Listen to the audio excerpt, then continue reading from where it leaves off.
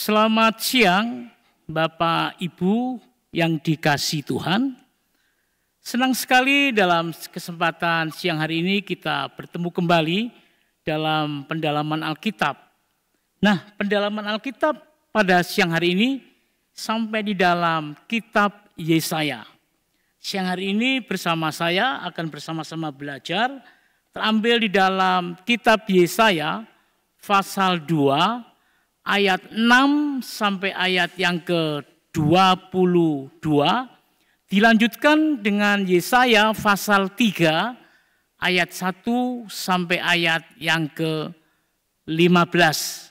Baik, mari kita akan bersama-sama minta pertolongan Tuhan dan kita akan masuk di dalam doa. Bapa di surga, siang ini kami datang kepadamu.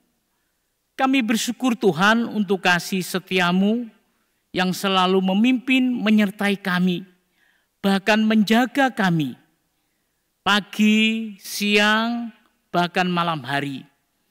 Dan dalam kesempatan siang hari ini, kami boleh bersyukur juga diberikan kesempatan boleh belajar akan firman-Mu. Kami akan belajar dari kitab Yesaya, berikan kami kemampuan, berikan kami hikmat, untuk kami boleh belajar pada siang hari ini. Kami menyerahkan pelajaran firman-Mu dari awal hingga akhirnya hanya di dalam nama Tuhan Yesus Kristus. Amin. Mari Bapak Ibu yang dikasihi Tuhan, kita akan melihat bersama-sama terlebih dulu di dalam kitab Yesaya pasal yang kedua. Di dalam kitab Yesaya pasal kedua, kita akan membaca mulai ayat yang ke-6 sampai ayat yang ke-6:22. Saya ulangi sekali lagi, kitab Yesaya pasal yang kedua ayat 6 sampai ayat yang ke-22. Perhatikan Alkitab saudara, akan saya bacakan kitab Yesaya ini. Yesaya 2 ayat 6 sampai 22 diberikan judul hukuman Tuhan terhadap semua orang yang meninggikan diri. Saya mulai pada ayat yang ke-6. Sungguh telah kau buang umatmu, yakni kaum keturunan Yakub, sebab di mana-mana mereka melakukan tenung seperti yang di timur dan sihir seperti orang Filistin. Dan orang-orang asing di antara mereka terlalu banyak, negerinya penuh emas dan perak, dan tak terbatas harta bendanya. Negerinya penuh kuda, dan tak terbatas jumlah keretanya.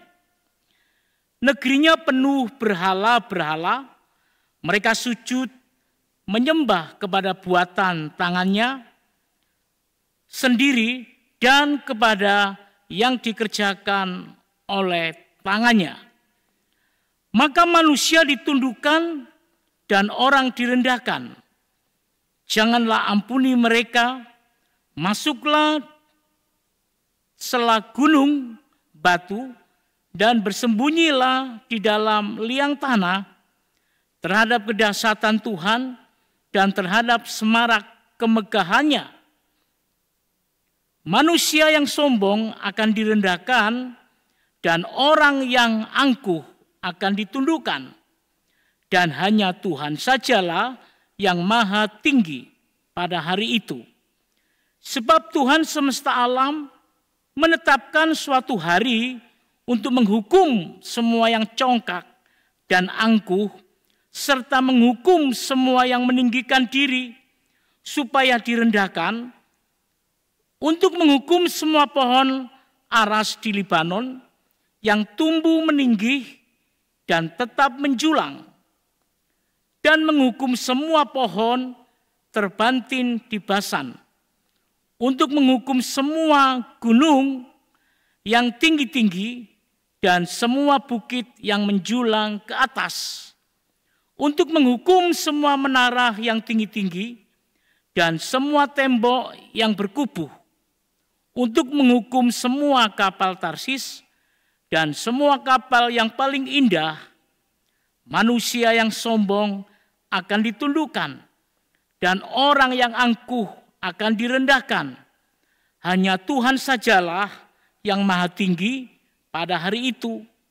Sedang berhala-berhala akan hilang sama sekali, maka orang akan masuk ke dalam gua-gua di gunung batu dan ke dalam liang-liang tanah.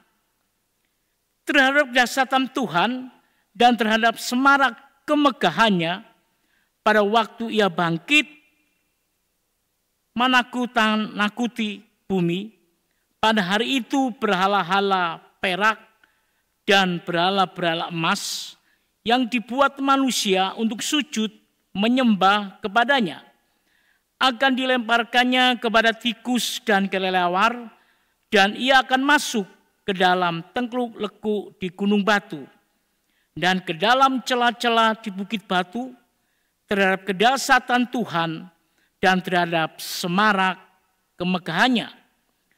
Pada waktu ia bangkit menakut-nakuti bumi, jangan berharap pada manusia, sebab ia tidak lebih daripada hembusan nafas, dan sebagai apakah ia dapat dianggap?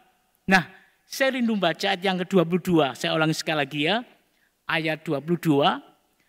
Jangan berharap pada manusia, sebab ia tidak lebih daripada hembusan nafas, dan sebagai apakah ia dapat dianggap? Nah, demikian jauh pembacaan firman Tuhan di dalam kitab Yesaya pasal 2 ayat 6 sampai ayat yang ke-22. Bapak Ibu yang dikasihi Tuhan, saya menemukan kata 2 kali, ya. 2 kali dikatakan jangan sombong. Kalau tidak tadi kita teliti dengan teliti melihat pada ayat yang ke-11 dan ayat yang ke-17, 2 kali saya menemukan kata jangan sombong. Kenapa dikatakan jangan sombong? Karena kita akan direndahkan. Jangan angkuh, maka kita juga akan ditundukkan. Nah, 2 kali kata jangan sombong. Baik, mari kita akan bersama-sama melihat dan belajar tentang kitab Yesaya pasal 2 ini. Judulnya adalah hukuman Tuhan terhadap orang-orang yang meninggikan diri. Pertanyaannya adalah, apa itu meninggikan diri? Tadi saya jelaskan di dalam ayat 11 sama ayat 17, jangan sombong. Jadi arti kata meninggikan diri adalah orang yang sombong. Orang sepertinya mampu sendiri bisa melakukan apapun. Dia memegahkan dirinya, dia berkata sombong. Nah, di dalam ayat 6 sampai ayat yang ke-22 yang kita baca tadi, kita mendapatkan penjelasan dan pertanyaan. Kalau kita dengan teliti, kita boleh melihat bahwa kitab Yesaya ini,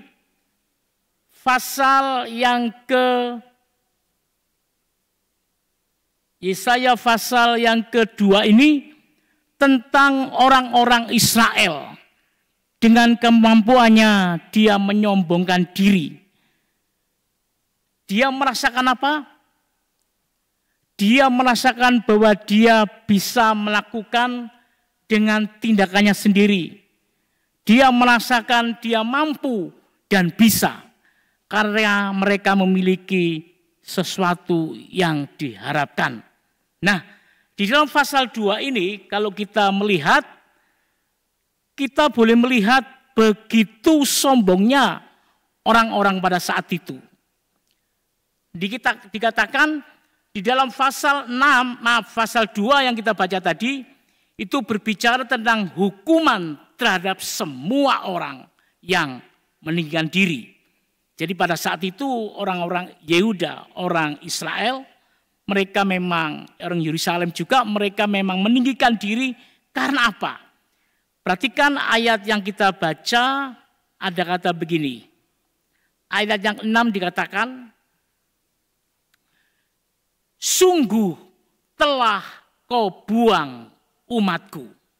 Sekali lagi saya ulangi, di dalam ayat yang ke-6 ada kata demikian, sungguh telah kau buang umatku. Di sini ada penolakan bangsa Yahudi untuk menyadarkan dan menginsafkan. Allah mau supaya kesombongan yang mereka miliki itu, Allah juga tahu kesombongan itu memang dibenci Allah. Tetapi Allah juga rindu untuk menyadarkan dia dan juga untuk menginsafkan dari apa yang mereka lakukan. Nah, pada zaman Nabi Yesaya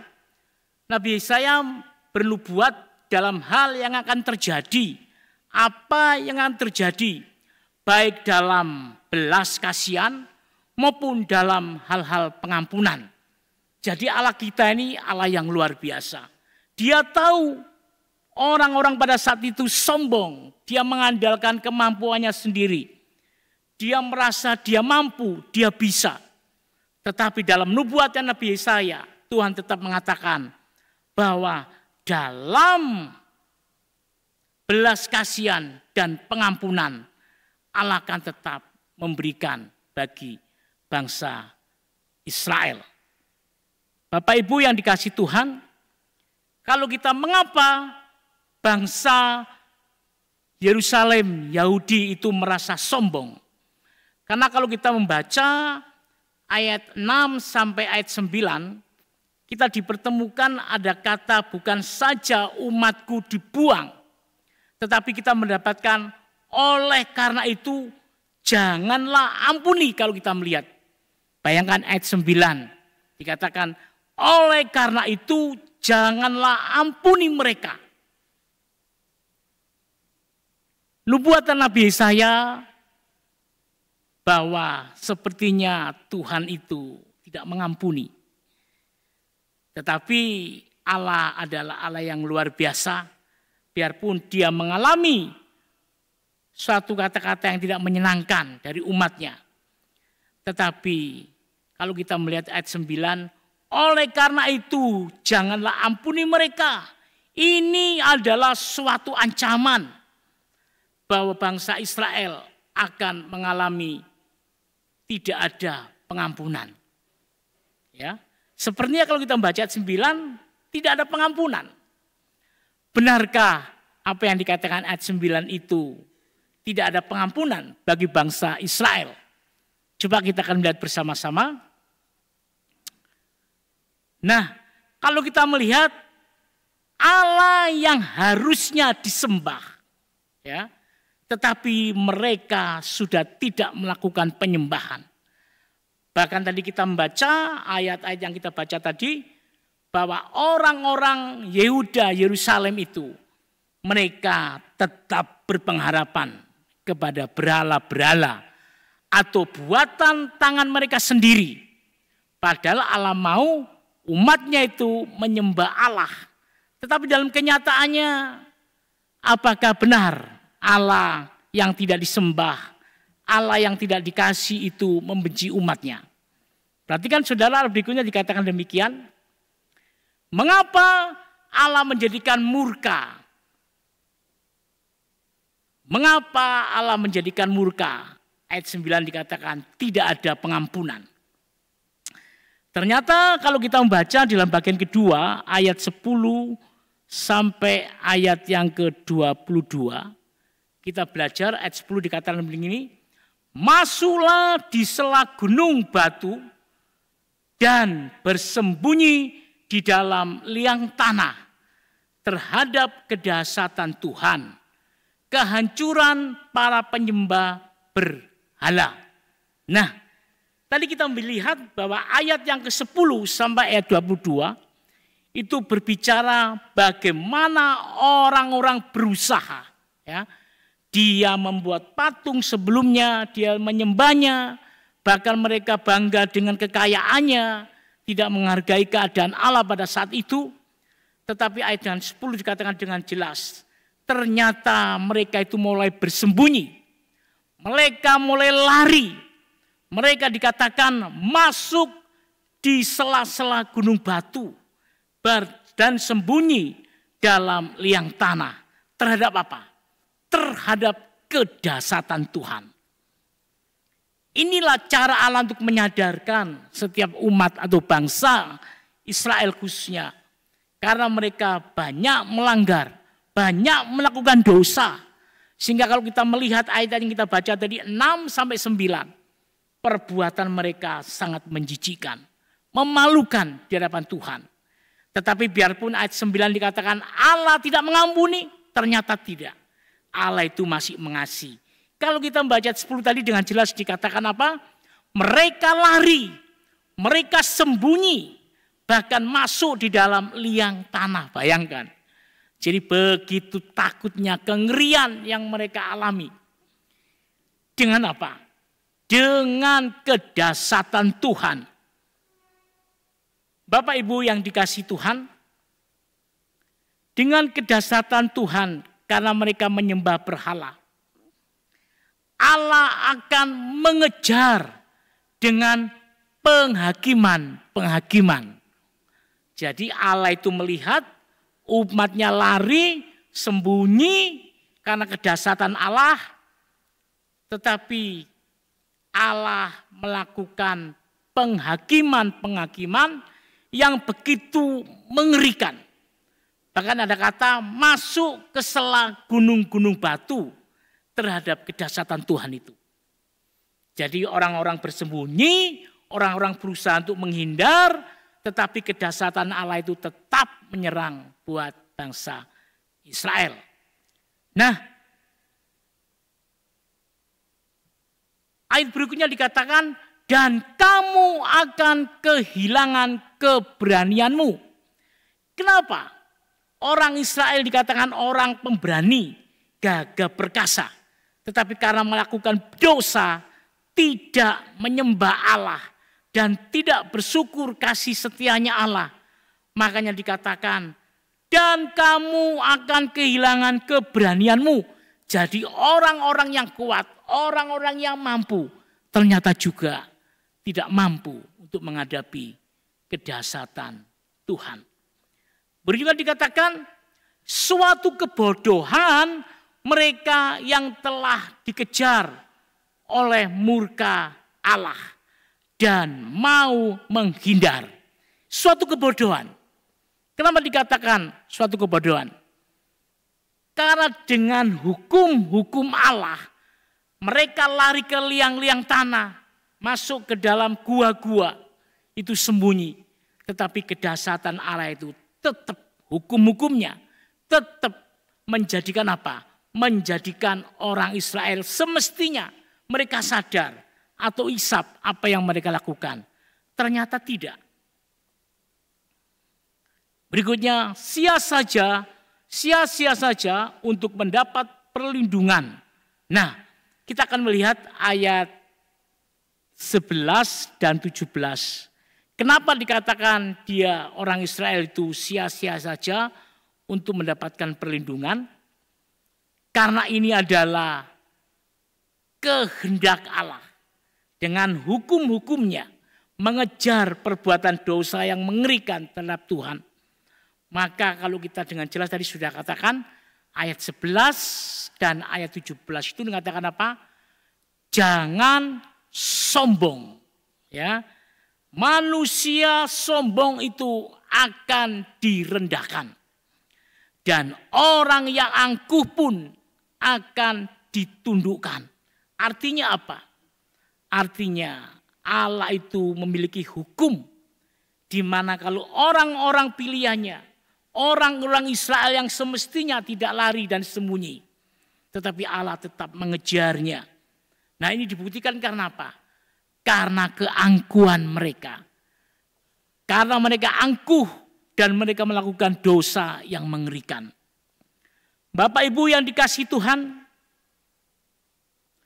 hanya Tuhanlah yang maha tinggi dan pantas diagungkan.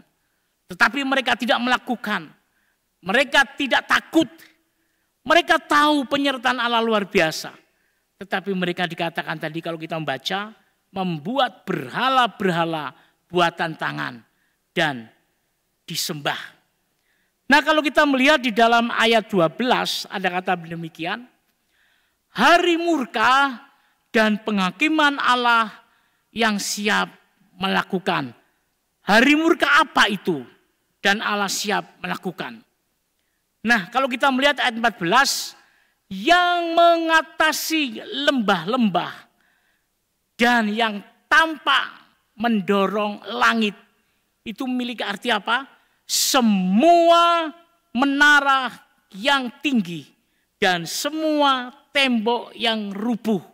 Ayat 15 dikatakan, di hadapan kekuatan murka Allah, gunung-gunung beranjak dan bukit-bukit menunduk. Nah, ini bukti apa? Orang yang menegakkan diri, orang yang sombong, maka semuanya akan dibuat, akan ditundukkan oleh Allah. Bapak Ibu yang dikasihi Tuhan, dari Tuhan akan menghukum semua kapal-kapal Tarsis. Kapal itu akan dihancurkan. Kapal indah dengan murka Allah. Jadi semua kekayaan, harta, bahkan orang-orang yang merasakan meninggikan diri dan tidak menyembah Allah, maka semuanya itu akan mengalami kehancuran. Ayat 18 dikatakan berhala-hala buatan tangan itu akan dihapuskan. Sia-sialah ilah mereka tidak bisa melindungi diri. Bapak Ibu yang kasih Tuhan, justru dalam kesombongan orang Israel, mereka tidak bertobat datang kepada Allah. Bahkan mereka malah meninggikan diri dengan kekayaan kapal Tarsis yang indah-indah. Itu semua akan dihancurkan. Bahkan mereka membuat patung buatan tangan. Dikatakan patung buatan tangan itu biarpun dia punya mata, tetapi tidak bisa melihat apa orang yang menyembahnya. Ini patung buatan tangan mereka. Pengharapan itu akan sia-sia. Nah, kalau kita melihat berhala-berhala buatan tangan orang-orang Israel pada saat itu akan dihapuskan, maka sia-sialah mereka tidak bisa melindungi diri. Mestinya dia harus sadar, mestinya mereka harus tobat. Apakah mereka sadar? Apakah mereka akan bertobat? Nah, di dalam ayat 20 dikatakan, ketika manusia sendiri merasa ketakutan oleh penghakiman-penghakiman Allah, mereka lari ke gua-gua gunung-gunung. Nah, ini jelas sekali. Ternyata mereka memiliki rasa takut. Ya. Makanya kenapa dia lari ke gunung-gunung, lari ke gua-gua, bahkan masuk di dalam tanah. Dia juga merasa apa? Merasakan kedahsyatan Allah yang luar biasa. Bahkan dia mulai merasakan apa? Ketakutan. Merasakan kekhawatiran. Merasakan apa yang mereka lakukan. Apakah mereka bertobat? Apakah mereka tetap mengandalkan dirinya sendiri? Mampu dan bisa karena kesombongan. Meninggikan diri yang mereka hadapi. Perhatikan ayat 21. Bahkan berhala-berhala ini dijadikan sahabat di saat-saat mereka perlukan. Bayangkan. Mereka sombongnya luar biasa. Bahkan berhala-berhala dijadikan sahabat. Padahal berhala itu buatan tangan sendiri yang tidak bisa apa-apa. Dia tentunya merasa takut tatkala kedahsyatan Allah tiba. Nah, di dalam pasal 2 ini akan diakhiri pada ayat yang ke-22. Dikatakan demikian, ayat yang terakhir di dalam pasal kedua ini. Jangan berharap pada manusia. Perkataan ini sangat keras. Tak ulang sekali lagi ya. Janganlah berharap pada manusia. Perkataan ini sangat keras. Karena itu sadar dan renungkan. Nah, Bapak Ibu ini kasih Tuhan. Nubuatan Nabi Yesaya ini sepertinya membuat sengsara bangsa Israel. Akan mengalami kengerian, akan kedahsyatan. Kuasa Allah yang luar biasa. Bahkan mengejar-ngejar ke gua, ke gunung, bahkan ke tanah. Tetapi di dalam ayat 22 ini ada suatu pengharapan. Ada suatu kerinduan. Dikatakan, apakah benar orang-orang pada saat itu masih mengharapkan kekuatannya atau kekuatan manusia? Ayat 22 ini jadikan suatu pelajaran bahwa jangan berharap pada manusia adalah perkataan yang sangat keras. Karena itu kita harus sadar dan menenungkan betapa lemahnya manusia itu. Betapa lemahnya manusia itu tatkala kita menghadapi kedahsyatan Allah. Kita akan tidak mampu atas hukum-hukumnya. Bahkan dikatakan berikutnya, ia telah lebih dari hembusan nafas. Ia tidak lebih dari hembusan napas. Berbicara hembusan napas itu, mungkin kalau saya kasih contoh, begitu ya. Jadi mungkin sementara secepat itu dia akan mengalami hilang. Mungkin mendengar suaranya, mungkin bisa melihat sedikitlah percikan air begitu ya. Tetapi dengan jangan berharap manusia, jangan berharap manusia. Dan kalau kita melihat perkataan ini sangat keras, bahkan ada kata apa? Manusia itu lemah seperti ia tidak lebih dari hembusan nafas yang berhembus setiap saat. Mungkin dikatakan berhembus setiap saat, tetapi sebentar hilang selama-lamanya. Bahkan oleh sebab itu, betapa bijaknya jikalau tidak berharap pada manusia. Sekali lagi, jangan berharap kepada manusia, tetapi hendaklah berharap kepada Allah saja. Demikian Yesaya pasal 2 ayat yang kita baca bersama-sama tadi. Sekarang kita akan masuk Yesaya pasal yang ketiga. Ya. Ada 2 perikop. Sekarang kita masuk di dalam Yesaya pasal 3. Akan saya bacakan Yesaya pasal 3 ayat 1 sampai ayat yang ke-15 dengan judul Hukuman Tuhan terhadap orang-orang yang menyesatkan bangsa. Ya, hukuman Tuhan terhadap orang-orang yang menyesatkan bangsa. Mari saya akan baca, perhatikan Alkitab saudara. Kita masuk judul yang kedua. Yesaya pasal 3 ayat 1 sampai ayat yang ke-15.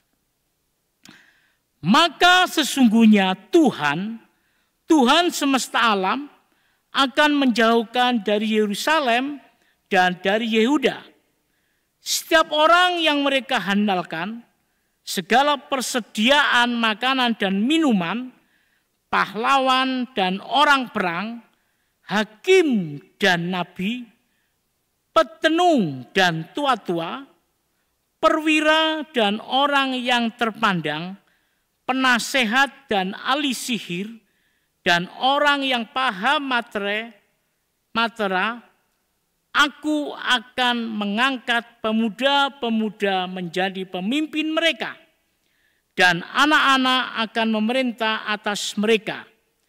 Maka bangsa itu akan desak-mendesak, seorang kepada seorang, yang satu kepada yang lain. Orang muda akan membentak-bentak terhadap orang tua, orang hina terhadap orang mulia, sehingga apabila seorang memegang saudaranya di rumah ayahnya dan berkata, "Engkau masih mempunyai jubah, jadilah pemimpin kami, dan rentuan ini di bawah kuasamu," maka pada waktu itu saudaranya akan menjawab, "Aku tidak mau menjadi tabib di rumahku, tidak ada roti dan tidak ada jubah. Janganlah angkat aku menjadi pemimpin bangsa." Sungguh Yerusalem telah runtuh dan Yehuda telah rubuh, sebab perkataan mereka dan perbuatan mereka melawan Tuhan, dan mereka menantang kemuliaan hadirat-Nya. Air muka mereka menyatakan kejahatan mereka, dan seperti orang Sodom, mereka dengan terang-terangan menyebut-nyebut dosanya, tidak lagi disembunyikannya. Celakalah orang-orang itu, sebab mereka mendatangkan malapetaka kepada dirinya sendiri. Katakanlah berbahagia orang benar, sebab mereka akan memakan hasil pekerjaannya. Celakalah orang fasik, malapetaka akan menimpanya, sebab mereka akan diperlakukan menurut perbuatannya sendiri. Adapun umatku, penguasa mereka telah anak-anak, ialah anak-anak, dan perempuan-perempuan memerintah atasnya. Hai umatku, pemimpin-pemimpinmu adalah penyesat, dan jalan yang kamu tempuh mereka kau kacaukan.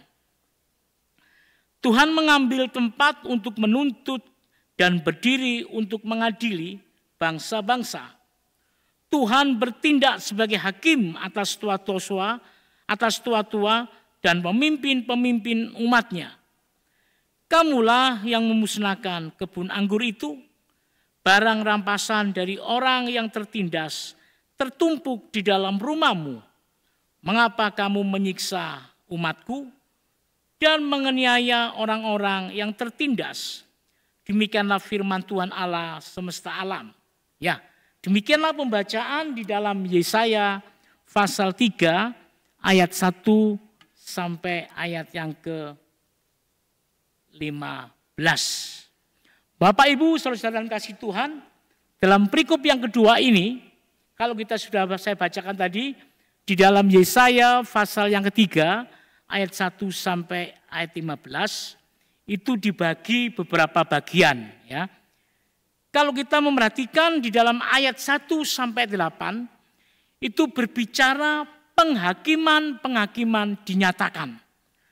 Penghakiman dinyatakan oleh nubuatan nabi-nabi khusus Nabi Yesaya. Kalau kita melihat di sana, karena apa? Karena dosa mereka, bangsa Babel atau oleh bangsa Romawi.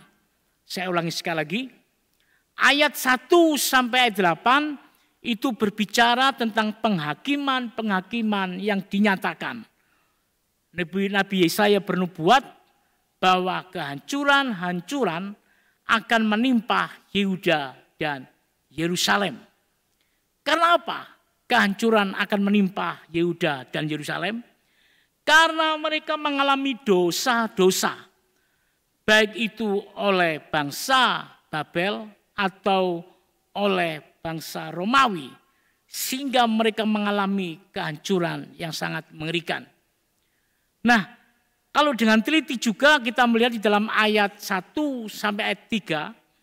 Itu berbicara tentang menjauhkan diri dari segala sesuatu yang menopang hidup dan pemerintah. Ya, nanti kita akan bahas ayat 1 sampai 3 itu berbicara tentang menjauhkan diri orang-orang pilihan Allah dari segala sesuatu yang menopang hidup dan pemerintah. Jadi segala kebutuhan dia untuk hidup, termasuk di dalamnya ada pemerintahan, bahkan semua yang menopangnya itu akan dibahas nanti pada ayat-ayat yang kita baca dalam ayat 1 dan 3. Berikutnya kalau kita meneliti juga pada ayat 4, 5, dan ayat 12, itu juga berbicara tentang membiarkan mereka jatuh di dalam hal kebingungan dan kekacauan. Ya. Jadi ayat 4 dan ayat 5 dan juga ayat 12 itu berbicara bagaimana orang Yerusalem itu akan mengalami kebingungan, bahkan kekacauan yang mereka hadapi di negaranya. Nah, itu berbicara ayat 4, 5, dan 12. Tetapi kalau kita melihat dengan teliti ayat 6 dan 8, itu juga berbicara akan apa? Meniadakan berkat kepimpinan dari mereka. Nanti kita juga bahas ayat 6, 8 itu berbicara akan menjadikan berkat. Meniadakan berkat kepemimpinan. Jadi nanti kita akan melihat ayat 6 dan 8, orang-orang akan dipimpin dengan orang-orang yang bejat, gitu ya. Pemerintah yang semestinya mengayomi, melindungi, tetapi kalau kita dengan teliti nanti kita baca ayat 6 dan 8, mereka itu malah meninggalkan, bahkan mereka sangat melanggar kepemimpinan mereka, bahkan orang-orang yang mampu yang semestinya jadi contoh, maka menjadi orang yang menindas. Nah, baru ayat 12 sampai ayat yang ke-15 itu bicara penyalahgunaan kekuasaan. Nah, orang-orang yang memimpin, orang-orang yang berkuasa, orang-orang pemerintahan yang semestinya bertanggung jawab, nanti pada ayat 12-15 itu berbicara apa? Mereka menindas dan mereka berbuat lalim. Untuk apa? Untuk menyengsarakan orang-orang pada saat itu. Baik, sekarang kita akan masuk di dalam pelajaran kita, di dalam pasal 3 dari Yesaya ayat 1 sampai ayat yang ke-15. Kita mulai dari ayat yang pertama. Setiap orang yang mereka andalkan akan diambil. Nah, Bapak Ibu yang dikasihi Tuhan, saya yakin setiap di mana kita berada, ya, dimanapun kita berada, bahkan zaman pada saat itu, pasti ada orang-orang yang mampu, pasti ada orang-orang yang kuat. Dia akan memimpin, dia akan menjadikan pertolongan, dia menjadikan contoh. Tetapi apa yang terjadi? Kalau kita dengan teliti membaca ayat 1 dikatakan, orang yang mereka andalkan akan diambil.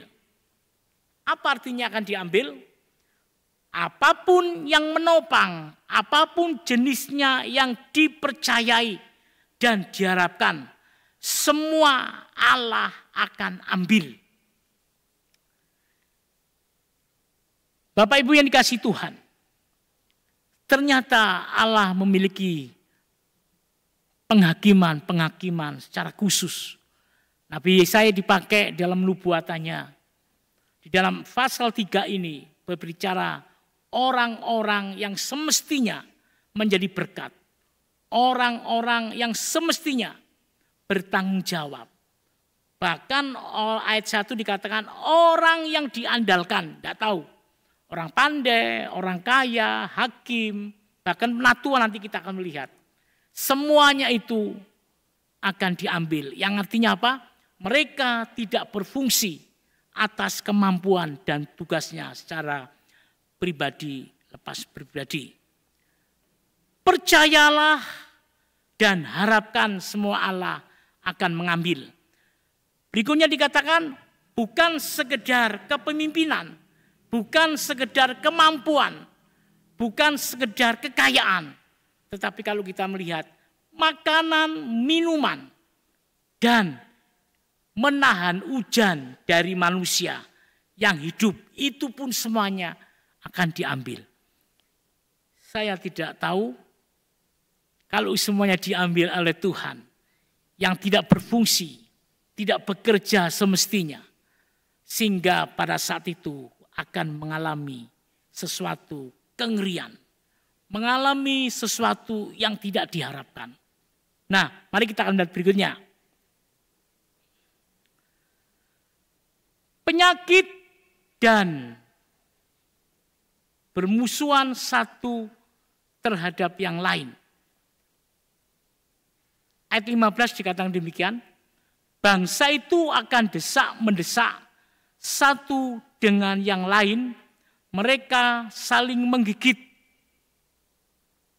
Umumnya tidak menurut dan kasar, tidak bisa diatur. Nah, ini adalah kejadian-kejadian yang tadi saya katakan ayat 1, 3 dan ini 5. Orang-orang tidak bisa diatur. Orang-orang kasar. Bahkan mereka saling menggigit. Wah. Jadi tentunya orang Israel akan mengalami suatu kengerian. Satu sama lain saling menjatuhkan. Sudah tidak ada makanan, diambil. Maka kengerian pada saat itu yang akan dihadapi. Bahkan di dalam umum tidak ada orang yang menurut. Mereka saling membenarkan dirinya sendiri. Mereka saling membenci, saling menguasai. Bahkan tidak bisa diatur. Tentunya pemimpin-pemimpinnya karena diambil, tentunya apa yang terjadi? Mungkin tidak ada peraturan, mungkin tidak ada undang-undang. Jadi mereka akan liar dan kasar. Perhatikan ayat yang ke-6. Ayat 6 dikatakan, tidak ada cara untuk memperbaiki semua keadaan yang menyedihkan. Bapak Ibu yang dikasihi Tuhan, dengan jelas kalau kita melihat arti dari ayat ke-6 itu, tidak ada cara untuk memperbaiki. Semua keadaan sangat menyedihkan. Jadi tadi kita melihat dalam ayat 1, 2, 3, 4 sampai 5, itu kejadian-kejadian yang tidak berfungsi sama sekali. Pemimpin tidak mampu untuk memimpin, orang saling membenarkan dirinya, bahkan makanan minuman diambil. Maka ayat 6 ini juga dikatakan tidak ada cara untuk memperbaiki. Semua sangat menyedihkan. Ayat 7. Ia akan menjawab, perhatikan ini yang dikatakan ia menjawab bukan pertanyaan yang diajukan. Tapi kalau kita melihat ayat 7, ia akan menjawab mengangkat tangan cara kuno. Jadi mereka menjawab dengan cara angkat tangan. Untuk membuktikan apa yang mereka lakukan. Apa yang mereka kerjakan. Dengan kekacauan tidak ada orang yang bisa memperbaikinya. Nah, di sana kita melihat orang berusaha dengan cara kunonya. Tidak banyak orang mau menjadi pemimpin. Mereka punya merasa benar. Semua tidak ada orang menjadi pemimpin. Karena kekacauan yang dialami. Nah, itulah yang namanya keadaan situasi yang sangat menyedihkan. Bapak Ibu yang dikasihi Tuhan, bahkan bukan saja tidak banyak orang yang mau menjadi pemimpin. Bahkan dikatakan seorang tabib atau penyembuh dijadikan pemimpin, bayangkan. Karena tidak ada orang yang pandai mampu menjadi pemimpin, maka orang yang bisa menyembuhkan orang lain, mungkin tabib, itu malah dia jadikan pemimpin. Padahal itu adalah suatu pekerjaan yang dia bisa untuk menyembuhkan, menolong orang lain. Tapi karena nggak ada orang yang berani memimpin dan bisa mampu memimpin, maka mereka mencoba mengangkat orang-orang yang semestinya tidak bisa memimpin, tetapi dia mampu menyembuhkan seperti tabib. Nah, Bapak Ibu itu yang katakan ayat yang ke-7. Berikutnya dikatakan keadaan bangsa menjadi buruk. Tidak banyak orang menjadi pimpin, tidak mau. Semuanya mengalami kekacauan pada saat itu. Ayat 8. Yerusalem menjadi runtuh dan Yehuda telah rubuh. Ini adalah ulah sendiri. Saya kembalikan sekali lagi. Dengan jelas ayat 8 mengatakan Yerusalem, Yehuda mengalami kehancuran. Tidak ada pemimpin, tidak ada orang yang mau menjadi pemimpin. Sehingga semua orang merasa dirinya benar, merasakan dirinya tidak salah, biarpun mereka mengalami kesalahan. Bapak Ibu yang dikasihi Tuhan, di sini ada tekanan yang luar biasa. Sebab perkataan dan perbuatan mereka melawan Tuhan. Ini loh ayat 8 menjadikan poin. Kenapa itu semuanya bisa terjadi? Kenapa itu semua mereka alami? Sebab perkataan dan perbuatan mereka itu melawan Tuhan. Jadi dosa.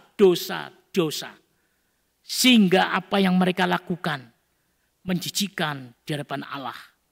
Allah murka. Allah melihat begitu jijiknya bangsa ini. Tidak ada pemimpin, semua diangkat.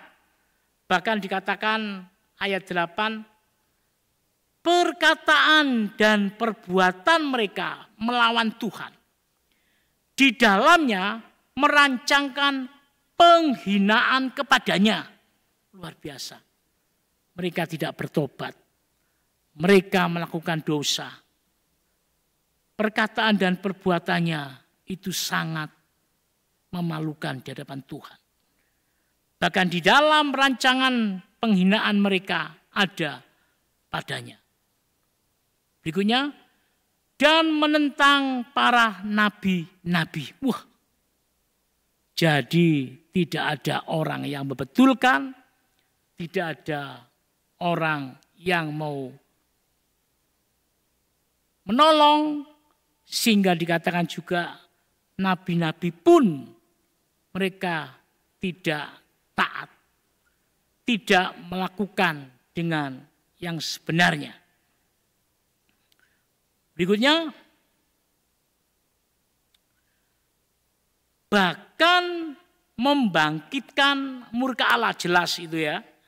Bukan saja Allah melihat, tetapi apa yang dilakukan mereka itu sangat membangkitkan murka Allah. Ternyata kuncinya satu, karena apa?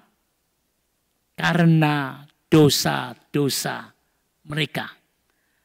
Dosa-dosa mereka lah yang menjadikan bangsa Yahudi Yerusalem ini tercerai-berai, kacau balau.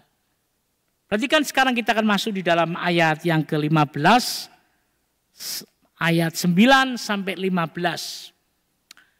Ayat 9 sampai ayat 15 ini bicara tentang penghakiman akan dinyatakan. Karena Allah melihat begitu bubroknya bangsa ini. Allah mau di dalam nubuatan Nabi Yesaya ini, ayat 9 sampai ayat 15, berbicara tentang penghakiman akan dinyatakan. Di sini melanjutkan tentang peristiwa-peristiwa dengan apa yang dialami umatnya ya. Dikatakan demikian, karena dosalah Allah berseteru dengan umatnya. Allah berseteru dengan umatnya. Karena apa? Umatnya semuanya melakukan dosa di hadapan Allah. Bahkan dikatakan demikian. Rasa malu yang seharusnya ia miliki jika Tuhan mau hadir karena dosa. Mestinya dia malu. Allah itu sudah memimpin. Allah itu sudah menyertai. Bahkan Allah mau umat pilihan Allah ini adalah umat contoh bagi bangsa-bangsa yang lain. Tetapi kenyataannya mereka tidak merasa malu tatkala mereka merasakan dosa. Disinilah mereka selalu berbuat dosa dan dosa. Tuhan mau supaya mereka bertobat. Tapi kenyataannya mereka tetap melakukan yang dikatakan dosa.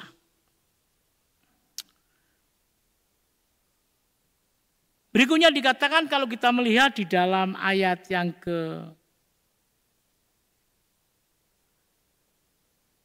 12. Pemimpin-pemimpin berbuat dosa, bayangkan. Ini adalah contoh mengerikan. Orang-orang yang dipilih untuk memimpin, orang-orang yang dipilih menjadi contoh buat orang lain, ternyata mereka tidak melakukan atas pimpinan yang mereka terima. Perhatikan di dalam ayat 12 itu, pemimpin-pemimpin berbuat dosa. Bahkan dikatakan mereka penyesat. Yang semestinya dia tahu hal kebenaran. Semestinya dia tahu apa yang harus dilakukan menjadi berkat buat orang lain. Ternyata mereka juga menyesatkan. Pemimpin-pemimpin sudah tidak melakukan tugasnya dengan benar. Mereka menjadi penyesat-penyesat. Bahkan mereka sudah tidak mau menjadi contoh lagi tentang perbuatan-perbuatan mereka. Mereka pemimpin-pemimpin yang menyampaikan benar dan baik, tetapi perbuatannya dan bertentangan dengan apa yang dia sampaikan. Dia nggak cocok lagi. Dia sudah nggak cocok lagi. Mungkin dia pandai, mungkin dia pintar, semestinya memimpin, tetapi dia bejat. Mereka menyesatkan orang. Bahkan tadi kita melihat perbuatan mereka bertentangan dengan apa yang disampaikan. Jadi mungkin pemimpin itu bilang, jangan lewat situ mungkin ya. Tapi dia sendiri jalan di situ. Jadi perbuatan dan perkataannya itu benar-benar menyesatkan orang lain. Dia tidak pantas menjadi pemimpin. Berikutnya di dalam ayat 12 itu, jalan yang mereka tempuh dikacaukan. Artinya apa? Dia yang sebenarnya mengajak, memilih orang lain melakukan benar, tetapi jalan yang mereka berikan adalah kekacauan. Sehingga banyak orang malah berbuat dosa yang tidak menyenangkan. Bahkan hakim-hakim yang seharusnya melindungi justru mau menindas. Nah, ayat 12-13 dikatakan jelas sekali. Hakim yang orang semestinya memberikan jawaban, menolong, memberikan jalan keluar. Tetapi jelas sekali dikatakan, hakim yang seharusnya melindungi, justru hakim itu berusaha menindas. Maka kejadian pada saat itu sangat-sangat menakutkan dan mengerikan. Hakim ini mestinya membenarkan. Hakim ini mestinya memberikan jalan keluar. Tetapi dia malah berusaha untuk menindas orang yang lain. Bapak Ibu yang dikasihi Tuhan, kita melihat beberapa contoh-contoh di dalam Yesaya pasal 3 ini. Ini adalah hukuman orang yang akan terjadi. Bagaimana dengan ayat 14 dan 15? Mari kita akan melihat. Ayat 14 dan 15 bicara mereka termasuk penatua. Bayangkan tadi saya katakan. Bukan saja pemimpin, bukan saja hakim. Ternyata penatua-penatua. Orang yang dipercayai. Orang yang mungkin diharapkan bisa menolong dan membantu. Ternyata juga ayat 14 berbicara mereka termasuk penatua masyarakat dan para pemimpin orang-orang terpelajar. Ini gak main-main ya. Orang-orang terpelajar, orang-orang yang tahu akan kebenaran tetapi menyengsarakan semua orang-orang. Nah, berikutnya dikatakan masyarakat dan para pemimpin, orang-orang terpelajar, ia tahu yang lebih baik. Dia tahu kebaikan. Dia pandai karena dia belajar. Bahkan dikatakan dia banyak harta. Tidak berkekurangan. Orang-orang yang terhormat, bayangkan ya. Ayat 14-15 itu berbicara. Bukan orang sembarangan. Orang yang terhormat, orang yang tidak kekurangan, banyak hartanya, tahu melakukan yang benar, tetapi mereka semua tidak melakukan dengan baik dan benar kepercayaan yang Tuhan berikan. Tetapi justru memuaskan, ayat 15, tetapi justru memusnahkan kebun anggur yang semestinya pengurus dan menjaga mereka, malah merampas milik Allah dan merampas orang miskin. Apa yang kita boleh jadikan berkat pelajaran pada siang hari ini?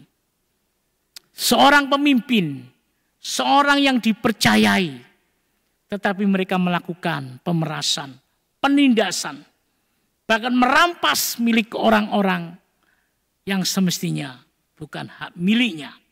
Itu sama dengan apa? Sama dengan mereka justru memusnahkan kebun-kebun anggur yang semestinya diurus dan dijagainya. Luar biasa kengerian yang dialami. Ditutup pada ayat 15, mengapa merampas milik umatku? Ya. Ayat 15 dikatakan, mengapa merampas milik umatku? Dengan jelas karena mereka sudah tidak percaya lagi, sudah tidak mengharapkan Allah, sumber pertolongan yang utama dalam hidupnya. Kalau dia mampu, kalau dia bisa, kalau dia kaya, bukankah semuanya itu dari Tuhan? Tetapi pada saat itu tidak ada orang pun yang merasakan karya Allah. Bahkan dikatakan, kamu merampas orang-orang yang tertindas, orang-orang miskin, yang semestinya kebun anggur itu dijaga, kebun anggur itu dipelihara, tetapi mereka malah merampas milik-milik orang yang tidak mampu. Dan menghancurkan jiwa-jiwa mereka. Mengapa dikatakan jiwa-jiwa mereka juga turut hancur? Ya, karena saat itu mengalami adanya kekacauan. Pemimpin yang diharapnya menjadi contoh dalam hidupnya, tetapi jiwa mereka terancam pula. Apapun yang mereka alami, mereka mengalami kengerian. Tuhan yang akan menuntut, ia berdiri untuk mengadili bangsa-bangsa.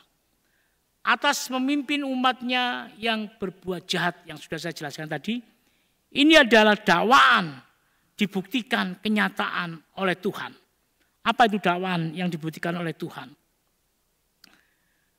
Dakwaan dibuktikan penyataan oleh Tuhan, semuanya akan datang. Sebab mereka akan diperlakukan menurut perbuatan sendiri. Jadi apapun yang terjadi, apapun yang dilakukan, apapun yang dikerjakan, semuanya itu dikatakan akan datang, yaitu semua akan datang. Sebab mereka akan diperlakukan menurut perbuatan-perbuatan sendiri. Bapak Ibu dikasih Tuhan, pasal 3 sampai ayat 1 sampai 15. Setelah depan kita akan melanjutkan ayat berikutnya yang tentunya menjadikan berkat buat kita bersama. Lanjutan dalam pasal yang ketiga yang boleh kita pelajari pada siang hari ini. Demikianlah yang sudah kita pelajari bersama di dalam kitab Yesaya pasal 2 ayat 6 sampai 22. Dilanjutkan Yesaya pasal 3 ayat yang ke-1 sampai 15. Kita akan belajar bertemu kembali pada Selasa depan. Kita akan masih membahas di dalam Yesaya pasal 3. Mari kita akan bersama-sama akhiri pertemuan kita pada siang hari ini. Kita bertemu kembali pada hari Selasa dalam topik lanjutan Yesaya pasal 3. Mari kita akan berdoa. Bapa di surga, terima kasih untuk kesempatan indah pada siang hari ini. Kami boleh belajar bersama dari kitab Yesaya pasal 2 sampai pasal 3. Pertemukan kami kembali untuk membahas tentang Yesaya pasal 3. Biarlah kami selalu belajar akan firman-Mu, sehingga tambah hari, tambah dikuatkan. Dan kami menyerahkan hidup ini sepenuhnya hanya kepada Tuhan Yesus Kristus. Terima kasih untuk pelajaran siang hari ini, hanya di dalam nama Tuhan Yesus Kristus, Allah yang hidup, Allah yang memberikan kita kekuatan dan pertolongan. Amin.